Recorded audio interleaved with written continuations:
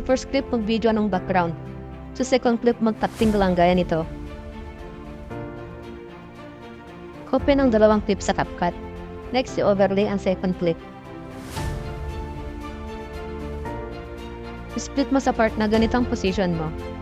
Tapos, i-delete mong nasa unahan. Sa unahan ng clip, hanapin mo ang freeze. Sa na-freeze na clip, hanapin mo ang remove BG. Custom removal, isagad mo sa 1. Tapos, i-brush mo lang ang tao.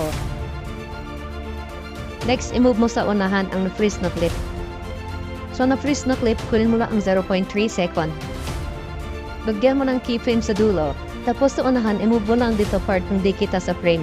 Next, itabi mo lang itong clip. Next, split mo sa part na pahakbang ka. Tapos sa dulo, hanapin mo yung part na ganito ang position mo. Split mo dyan, tapos delete mo yun na sa unahan. Tapos itabi mo lang itong clip. Next, sa unahan nitong clip, hanapin mo ang freeze. Ilagay mo sa baba itong na-freeze na clip, tapos kunin mo lang ang 0.2 second. Tapat mo lang sa dulo ng first clip.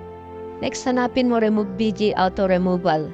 Lagyan mo ng keyframe sa dulo, tapos sa unahan, i-resize mo lang, itapat mo lang sa may tao. Next, itabi mo itong clip.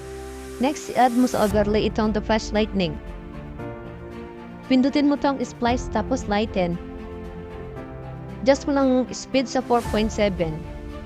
Itapat mo lang ang effect sa dulo ng na-freeze na clip. Next, lagyan mo ng keyframe sa dulo ng effect. Tapos sa unahan, i-resize mo lang ang effect, itapat mo lang sa may tao. Dito sa dulo, palakihin mo lang ang effect, itapat mo lang sa may tao.